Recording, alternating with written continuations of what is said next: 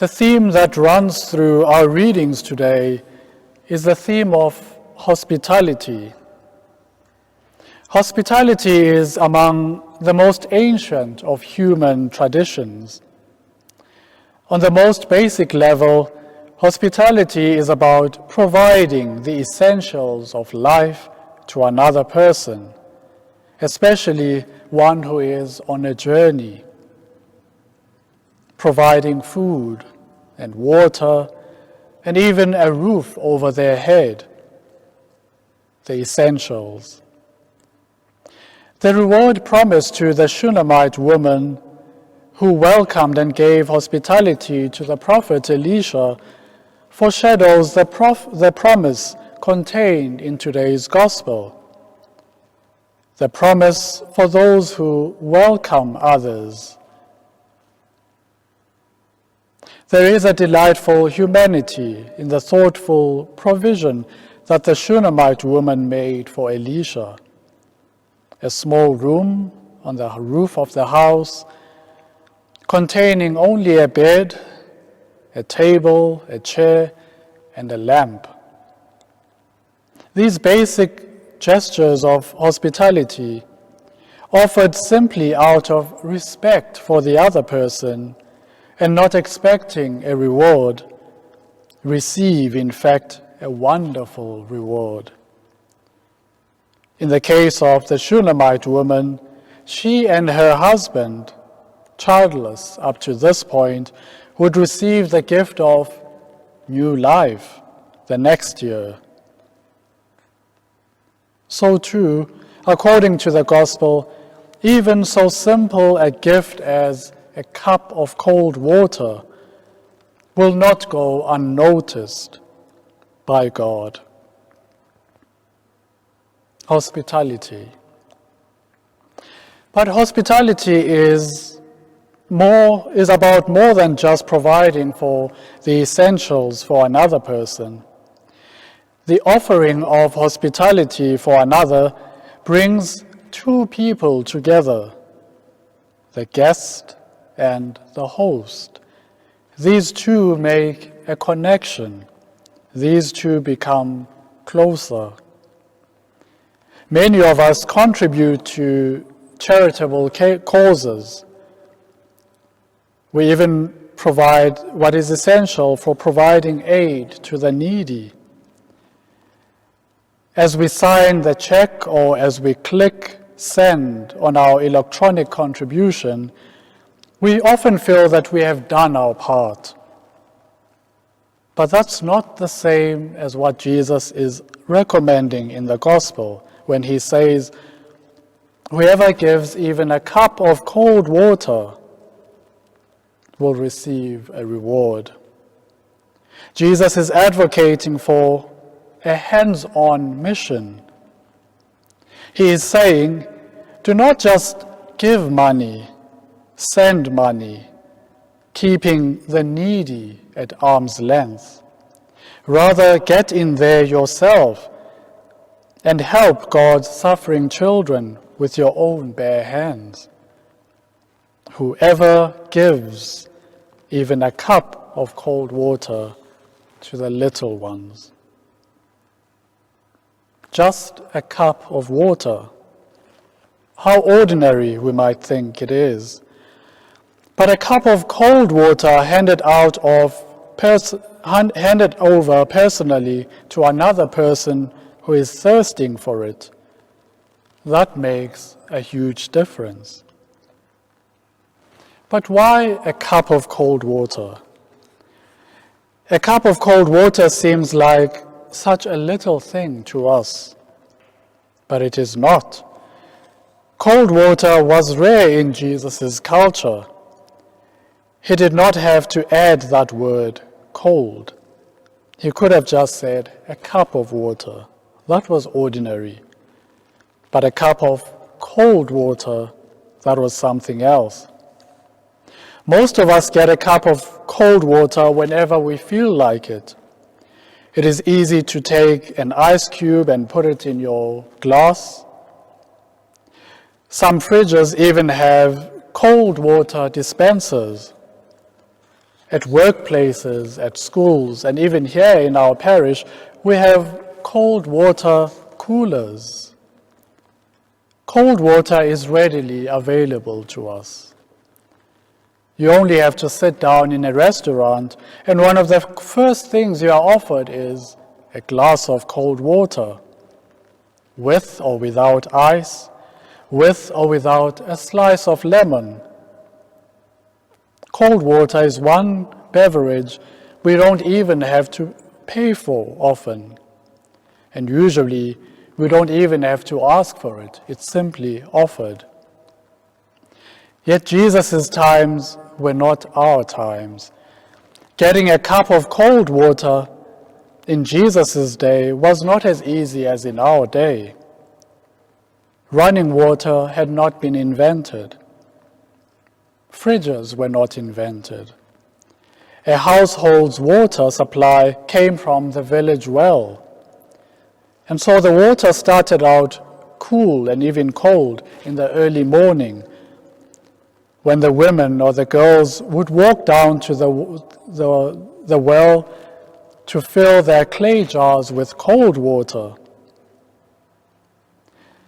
The woman would then place the water jar in the shady place inside the house. But as the hours went by, the water lost its cool, its fresh from the well taste. By late in the afternoon, the time most thirsty guests would arrive, you were lucky enough if the water was room temperature at all. And so to give your guest a cup of cold water, you would need to go back to the well. That's where the lesson lies today. If someone brings a cup of cold water to a guest, he would receive a reward. One had to make a special trip, a special effort to give cold water to another person. That is what the best hospitality is all about. Making that extra effort, going that extra mile to make it just perfect, just right for the other person. It is an act of kindness to the other, not counting the cost. And the lesson here is a lesson of reciprocity. The disciples are going out to share the greatest gift in the world, the good news of Jesus Christ. They will offer that gift for free.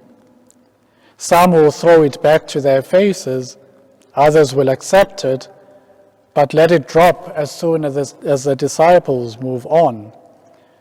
Just as we do when we take the advertising leaflets from people at the robots and at the malls and throw them away as soon as they're not looking. Some will offer the disciples a drink of water from their clay water jars in their houses. But others would go the extra mile, like the woman in the first reading. Others will offer to their disciples not only a cup of water, but a cup of fresh, cold water, fetched now from the well. That is a lesson Jesus is teaching us. That is a challenge that he is posing to you and me today. Few of us would be willing to do the latter, to go the extra mile. We are often satisfied with doing the bare minimum, giving according to the ordinary standards of our human values. You take care of me, I take care of you. You scratch my back, I scratch yours. You get what you deserve, what I think you deserve. A cup of ordinary water from the household jar, that's all you need. Whether it's cold and refreshing or not, well, that's none of my business really. That is the thinking that we often go by, and Jesus is challenging us to go the extra mile, And if we think about it, God himself has gone the extra mile. God, the all-powerful, the almighty, God, the creator of everything, including the human person, became in Jesus Christ one of us, a human being, to save us. And if God can do it, why not you and me? In our society, it sometimes seems that entitlement is going to be the death of us. You only have to listen to the political debate, whether it's employee benefits, financial resources of the state, the corporate welfare and subsidies and medical benefits, the bailing out of state entities. It's often all about entitlement. Cups of cold water aren't so common today as we might think. They just might be as rare as they were in Jesus' time, if only we think broadly about them. So few of us are willing to go the extra mile for another person.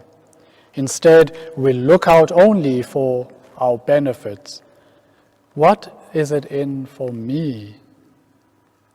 If we have a surplus, a few drops of cold water left over, then only we can give of our time, our resources, even our prayers and compassion and affection to another. We often forget that all is grace, all is freely given by God, and we only have to imitate him, to give freely. We all have a role to play in ensuring that no one lacks the free gifts that God has given for all. The gift of life and dignity, the gift of respect and love, the gift of compassion, the gift of the basic necessities of life. We know this because we are Christians.